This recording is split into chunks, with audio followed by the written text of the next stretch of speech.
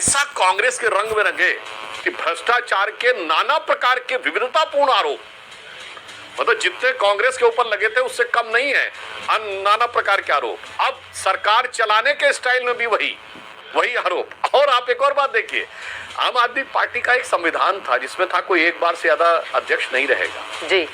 तो केजरीवाल जी को 2013 के बाद 16 में हटना था, फिर चुनाव के आधार पे आगे कर दिया गया, और अब वो कॉन्स्टिट्यूशन अमेंड कर दिया गया 2021 में। यानी कांग्रेस की तरह ही हो गया, आप जीवन पर जब तक ये चाहे तब तक रह सकते हैं।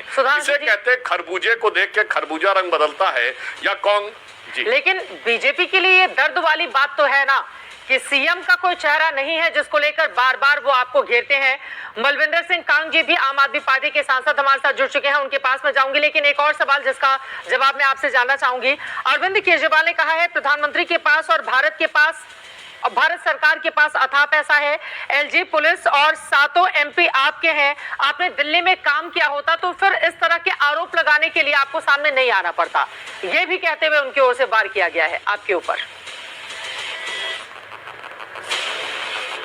देखिए, पुनः मैं कहना चाहूंगा 10 साल से दिल्ली में सरकार किसकी है? आम आदमी पार्टी की। और भारत के इतिहास का सबसे प्रचंड बहुमत रहा है। 70 में 67, मैं चुनौती से कहता हूं पूरे 75 साल के कॉन्स्टिट्यूशनल हिस्ट्री में किसी के पास नहीं। फिर 70 में 63, आप समझिए इतना जबरदस्त बहुमत। और उसके बाद क्या क्या दावे थे, जमुना ठीक कर दूंगा, आज झाग से भरी जमुना देख लीजिए, बिजली के तार खत्म कर दूंगा, तो आप देखिए पिछली जुलाई में एक 26 वर्ष का युवक उसी बिजली के तार से मारा गया, किस ढंग से बाढ़ का पानी घुसा, सड़कें वो हुई, वो सारी बातें दिखाई पड़ रही हैं। और कुल मिला के क्या किया, इस सरकार की एक ही उपलब्धि है, भारत के इतिहास की इकलौती सरकार है 2 मायनों में, जहां शिक्षा मंत्री और शराब मंत्री दोनों एक थे।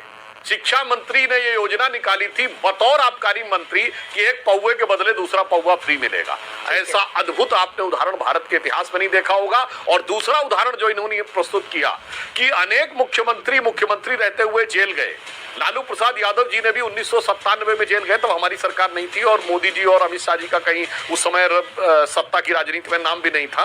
अब मैं बताना चाहता हूं, कम से कम इतनी मर्यादा तो रखी कि उन्होंने इस्तीफा दे दिया। ये भारत के इतिहास के पहले सीएम बने जिन्होंने जेल में रह के मुख्यमंत्री पद से इस्तीफा नहीं दिया। और आप देखिए, नाटक देखिए, बाहर निकल के इस्तीफा दे दिया। तो मुझे लगता है काम की बजाय जो काम तमाम किया है दिल्ली का, जी, पूरी दिल्ली का आवाम